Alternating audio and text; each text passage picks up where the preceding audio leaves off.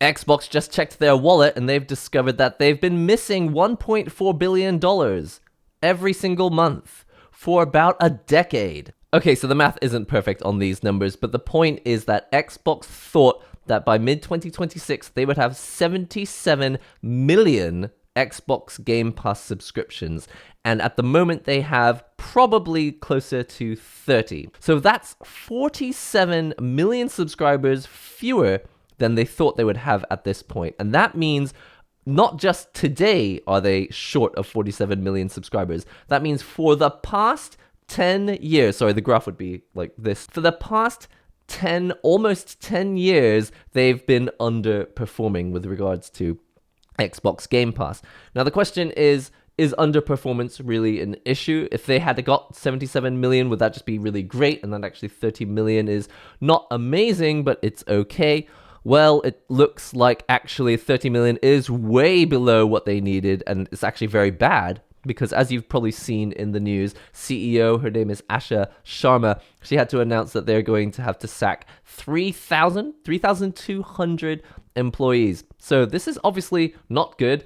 I don't want this. I don't think anybody wants this. No one wants anyone in the gaming industry to lose their jobs. This is obviously not a good thing. But the real question is, why did Xbox, why does PlayStation, why do any of these companies think that subscription services would ever be that popular? So I've done a little quick math. The population of the United States of America, which is where I presume most people would be buying Xbox Game Pass, is 347 million people. Okay, those are all the people. There's the regular adults, there's the old age pensioners, there's the teenagers and the children, and probably not all of them have Xbox Game Pass subscription. So let's assume that maybe there's one Xbox Game Pass sub per household. Checked it out on a quick search. It says there's about 135 million households in America, right? Okay, so America's not the only place that has Xbox Game Pass, right? But remember that this is probably the main place where they're expecting people to subscribe. I assume that Europe is also going to be fairly huge. In America, if that's 135 million households, imagine if by 2030, which I think they were expecting to have 100 million subscribers by 2030, that's pretty much every household in America with an Xbox Game Pass live subscription.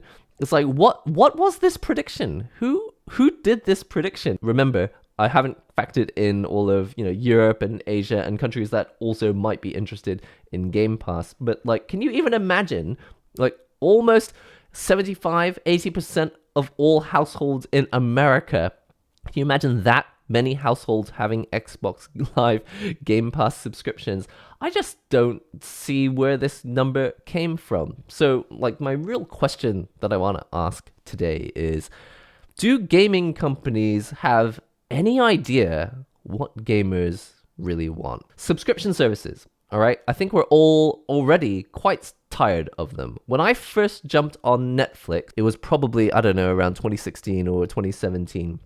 I remember thinking, wow, this is every movie ever made. Like, I think when I typed in every movie I could think of, and like, it was on Netflix. The subscription service model has become complicated because there isn't just Netflix, there's also Disney Plus, there's HBO Max, there's all of the other services as well. And don't forget that in Japan, they have plenty of other services, and that's only for movies. That's stuff that you can get a sub for 1 month, binge an entire series, and then just cancel your subscription. I assume most people don't, but at least you could. Video gaming is like completely different. I don't have personally a lot of friends who are into Call of Duty, but I do know a lot of people who play fighting games. I know people who play puzzle games. I know people who play, Nintendo Switch, Pokemon games. Every time a new one comes out, every 2 to 4 years or whenever the mainline games come out. And as far as I can tell, gaming is not movies. It's very, very different. And the subscription model, I'm not saying that subscription models can't work, but I just don't think it was very realistic. And they're just like, yes, by 2030, 100 million Xbox Game Pass subscriptions.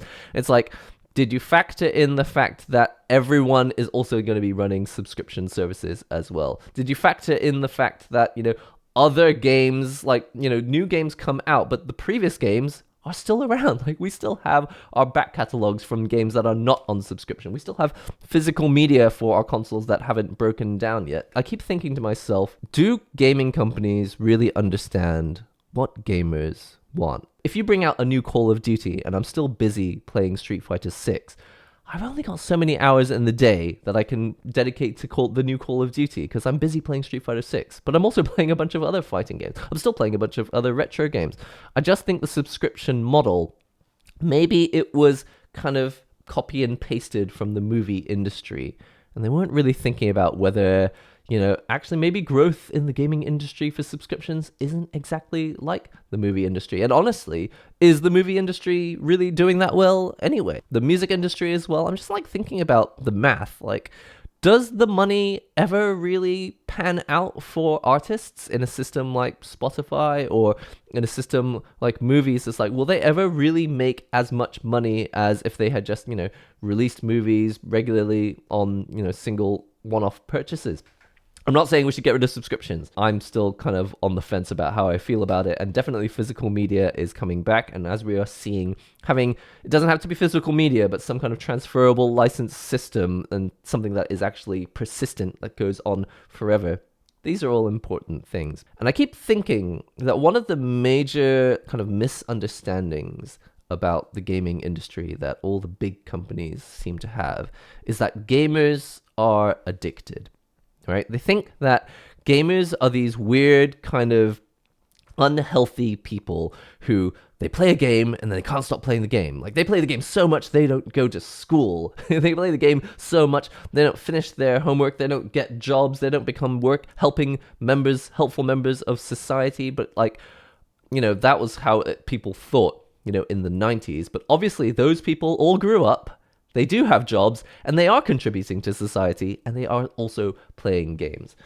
Some people do get addicted to video games. For sure, addiction itself is a thing. I think maybe there was this assumption that maybe with gamers, if the addiction is as bad as it is in other areas where, gambling addiction or just drinking addictions or addictions to any sort of thing, I think maybe they thought, we can capitalize this and make loads of money, and they'll all wish they had subscriptions so they can have access to every game ever created. But the thing is, gamers aren't like that.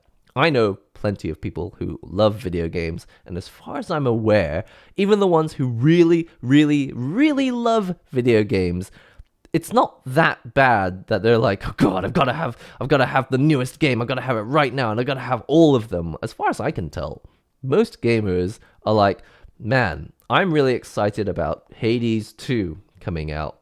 I'm going to save up some money and I'm going to buy it. And then they're going to buy it, play it, and then when they're finished with it, they'll probably just go back to some of their old games and playing stuff they already own until the next big game that they want comes out.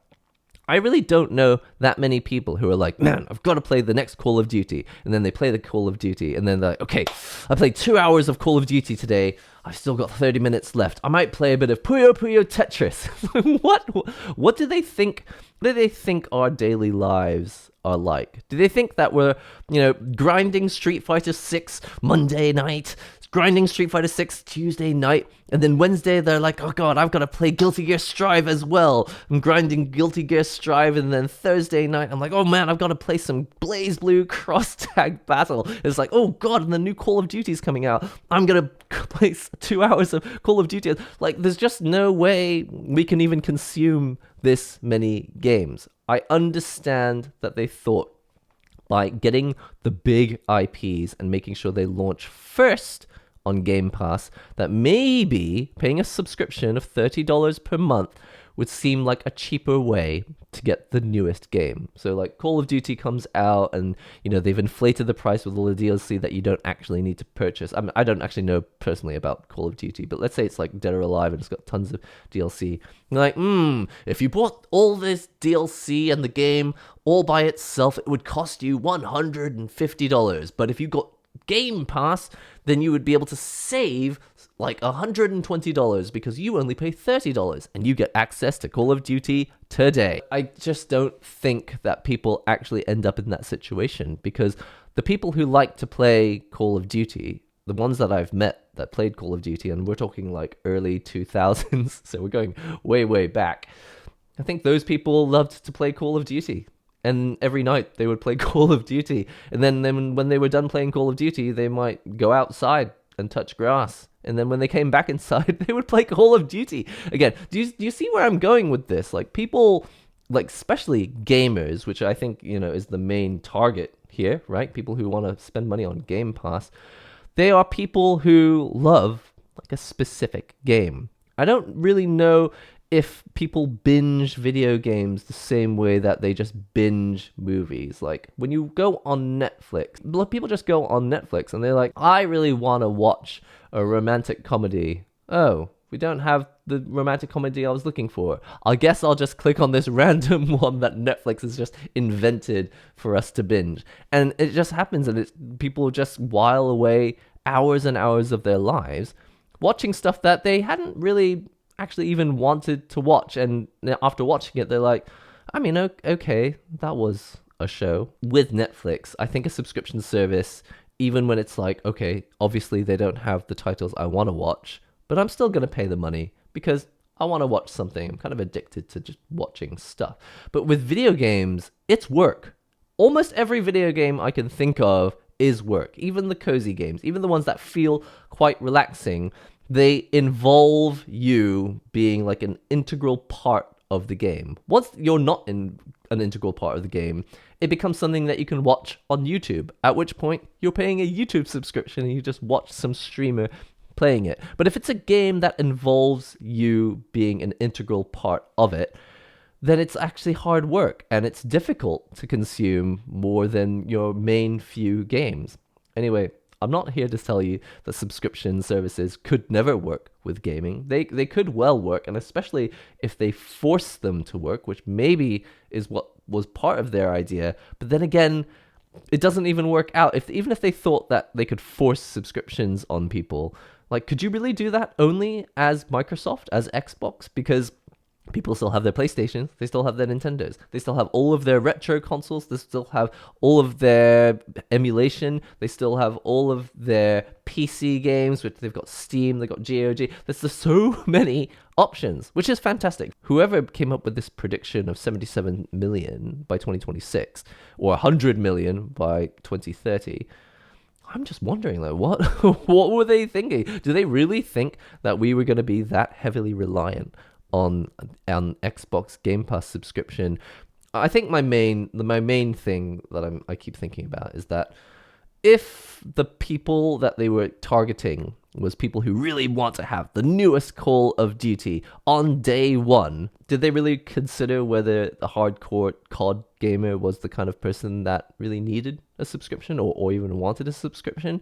I'm pretty sure that they would just buy the full game. And even if they have this Game Pass subscription for day one playability, maybe after they've played it on day one for a month, they might just end their subscription and then just buy the game outright because they know how much they're going to be playing that game. When I think about addictive gaming, I don't think about real games. I don't want to use that term, real games, but I don't usually think about traditional games because those are like quite a lot of work. It's actually quite difficult to be addicted to most regular games because of how much time it takes and how much energy you have to put in to play most games. Like, usually there's some sort of skill involved or time commitment. But what does become very addictive very easily is gacha games and mobile games. I'm not against them. Certain gacha games are heavily addictive, and a lot of people who I didn't even think liked video games, turns out they were heavily addicted to certain mobile games, and it makes perfect sense, doesn't it? It's like they're not particularly interested in gaming, but they do have addictive personalities, and so these companies have them. They've got them by the neck. Is that the right phrase? I don't know, but they've got them and in their grip, and they're like, okay, we've got these people who are addicted to this game, and unfortunately, it's the same word, right?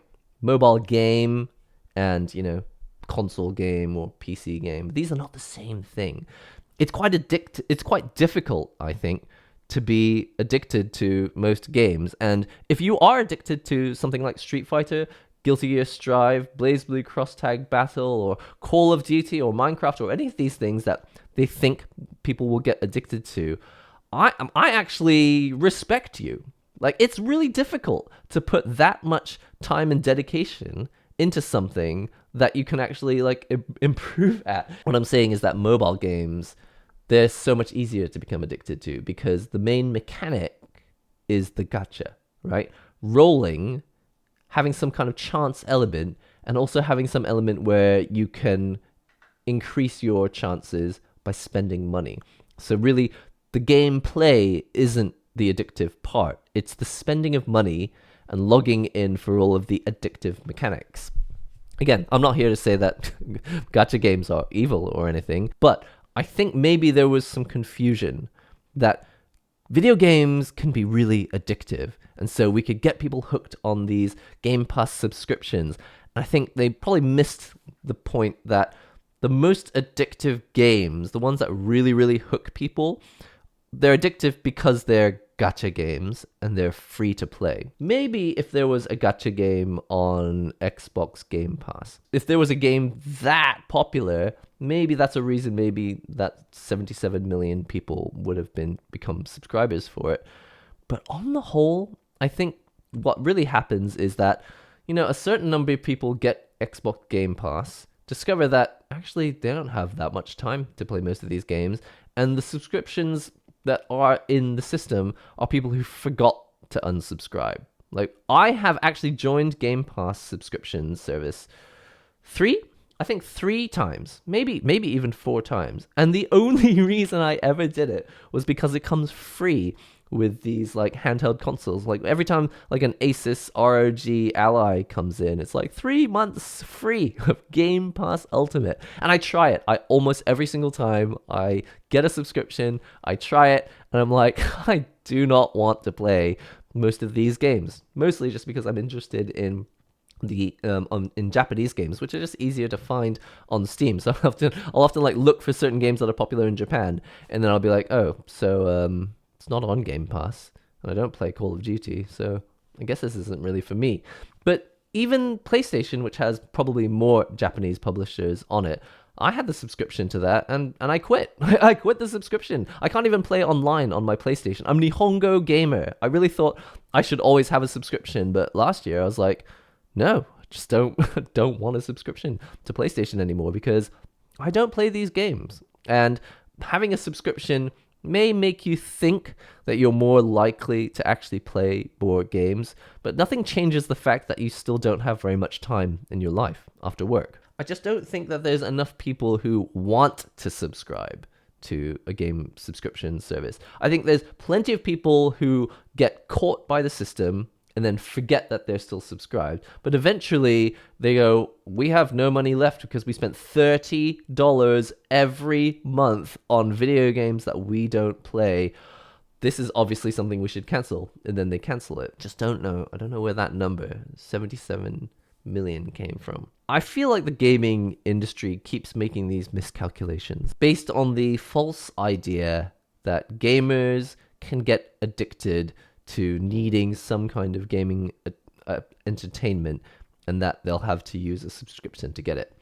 On Netflix, that works really well. People are like, I want to watch Back to the Future. Oh, it's only on Netflix, or it's only on HBO Max, or whatever, like, you know, because there's a rotation system. So they get stuck owning like 2 or 3 subscription services. Like, okay, well, this sucks, but, you know, I'll pay it because I need to watch something and I don't want to think.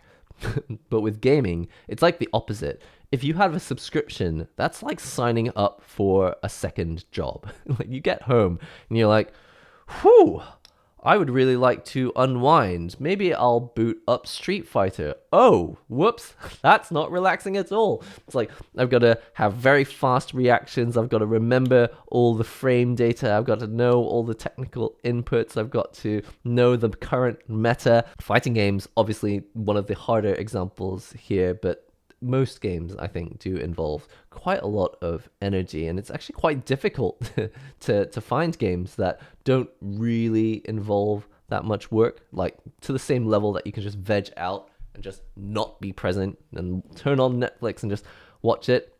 Also, I'm not against Netflix, just keep using it as the main example because that's like the only subscription that I actually still have. I think really what I wanted to say is that I think gaming companies often don't really know what we want, and that really the answer tends to be that instead of predicting and spending a lot of money on something that might not pan out, the answer tends to be friend slop. People just make random games.